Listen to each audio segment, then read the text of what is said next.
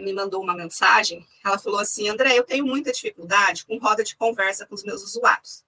São adolescentes, eles não leem, eles não escrevem, e eles não conversam, eles não interagem, eles não dialogam. E aí ela estava frustrada, porque toda vez que ela sugeria a roda de conversa não acontecia. Né? E aí acabava virando um monólogo, e não um diálogo. E aí ela estava preocupada. E aí eu trouxe para ela justamente esta reflexão de que os nossos adolescentes, muitos deles, possuem dificuldade de aprendizagem, né? Possuem defasagem escolar, né? Repetência de muitos anos. E o sistema de ensino, ele não perdoa. O sistema de ensino é um rolo compressor que ele enxerga todos da mesma forma. Infelizmente, né, nós precisamos melhorar muito na política da educação. E os nossos usuários, normalmente, são aqueles que começam a dar problemas, ele não entende, ele não aprende, né? E aí ele é convidado a se evadir. Não é verbalizado para ele. Mas a cada dia que ele vai para o colégio, ele se frustra. Né? Ele chega, ele percebe que ele não é capaz. E alguém, às vezes, até verbaliza isso para ele. E ele vai internalizando isso, de que ele não é, de que ele não pode, de que ele não sabe. E aí, o que ele faz? Ele foge desse ambiente que não é confortável para ele. E se ele está em evasão, porque o público dela era adolescente, né, é um público prioritário do serviço. Evasão escolar é prioridade, para que ele esteja inserido no serviço, ou fora da escola por mais de 2 anos. E aí ele vem para o serviço de convivência, né, fazer aquela tentativa, né? Alguém foi na casa dele, convenceu ele, né? Ele estava bem resistente, ele veio, e aí ele se depara com a mesma situação numa roda de conversa, né? Porque aí ele não consegue interagir.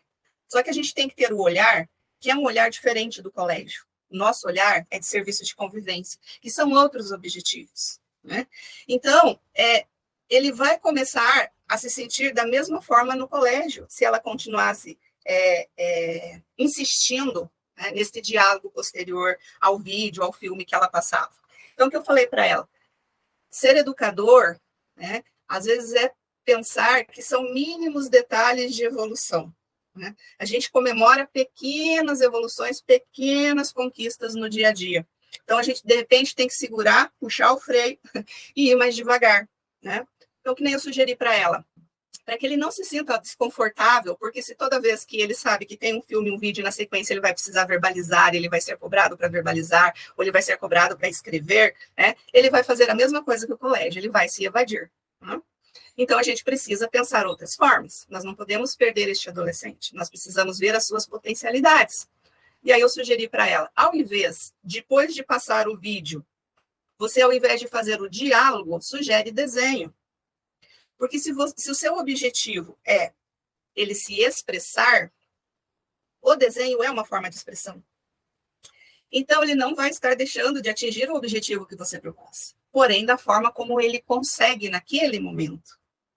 E aí ele vai fazer um desenho sobre aquilo que ele assistiu.